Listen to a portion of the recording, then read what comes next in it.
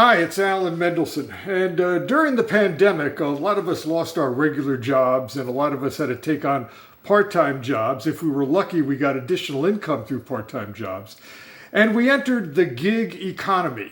The IRS is well aware of this change and what we do these days. And now the IRS has a section on its website with all sorts of information about the gig economy. And you guessed it, all that information is there so the IRS can collect taxes on what we earned in the gig economy.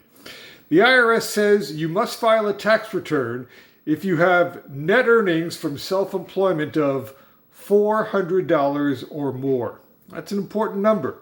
If you have net earnings, that means a profit of $400 or more from gig work, you got to pay taxes on it. And gig work includes a side job, part-time work, or temporary work, whatever name you want to give it. If it's extra, you made $400 or more after expenses, you got to pay taxes on it. Remember, if you're driving for Uber or for Lyft, deduct your gasoline, deduct your oil, deduct your maintenance. That's how you come to that $400 figure. Maybe or maybe you don't, okay? If your gig work means you are an employee, then your employer should withhold tax from your paycheck. Now, there's been a lot of controversy about whether or not drivers for ride-sharing services are employees or if they're not, if they're independent contractors. So if you're working as a gig worker for a business, ask your employer, ask the gig worker boss, ask the supervisor, are you an employee or not?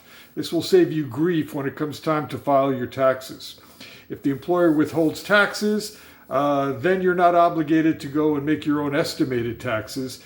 But if the employer is not withholding taxes, the onus is on you to report your estimated taxes so you don't get hit with a penalty or you don't get hit with a big surprise about, oh, I owe money on this stuff. Now, there are all sorts of jobs that are considered gig jobs, and with those jobs come taxes. Gig workers who drive passengers and make deliveries, they have to pay taxes. Maybe your employer does it for you, you know. If you rent out property or part of your property, you rent out your house or a room in your house, you're part of the gig economy. Be ready to pay taxes on that. You sell goods online or you rent out equipment, you're in the gig economy. You do freelance work, writing ads or painting signs, you're in the gig economy.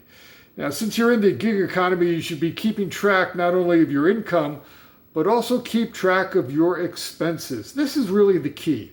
You got to know what your net income was, or whether you even had a net income. You know, you could be renting out part of your home, but losing money on it because of damages to your home. You could be renting out a room, but having no income, net income, because your utility bills went up too much.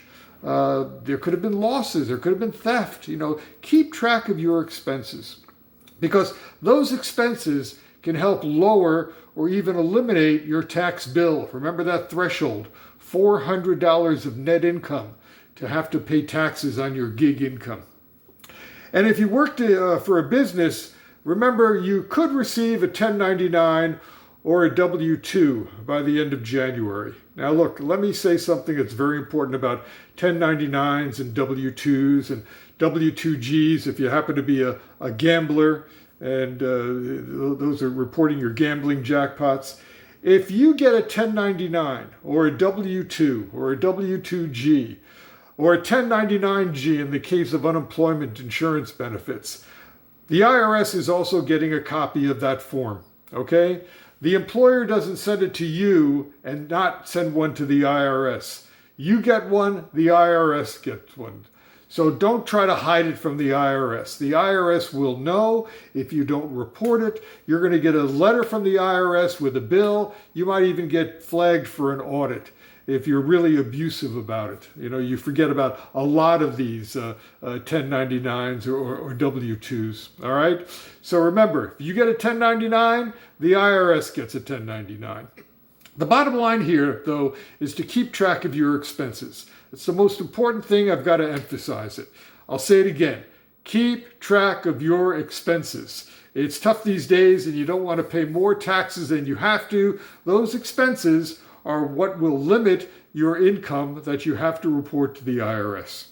And remember, my friends at Legal Tax Defense offer a free consultation if you have tax issues.